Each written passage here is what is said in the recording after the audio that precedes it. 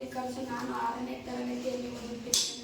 ನನ್ನ ಶಾಲೆಯ ಹೆಸರು ಸರ್ಕಾರಿ ಮಾದರಿ ಪ್ರಾಥಮಿಕ ಶಾಲೆ ಹೊರಟಗಿ.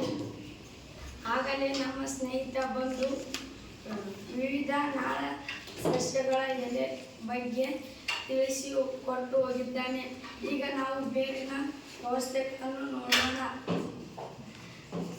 ಜಾಲಬಂಧ ನಾಳ ಸಸ್ಯವಿರುವ ಎಲೆಗಳು ತಾಯಿ ಬೇರನ್ನು ಹೊಂದಿವೆ. ಸಮಾಂತರ ನಾಳ ವಿನ್ಯಾಸ ಹೊಂದಿರುವ ಎಲೆಗಳು ತಂತು ಬೇರನ್ನು ಹೊಂದಿವೆ. ಜಾಲಬಂಧ ನಾಳ ವಿನ್ಯಾಸ ಹೊಂದಿರುವ ಎಲೆ ತಾಯಿ ಬೇರನ್ನು ಹೊಂದಿವೆ.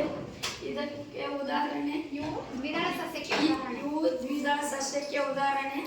ಸಮಾಂತರ ಎಲೆಗಳು ತಂತು ಬೇರನ್ನು ಹೊಂದಿವೆ.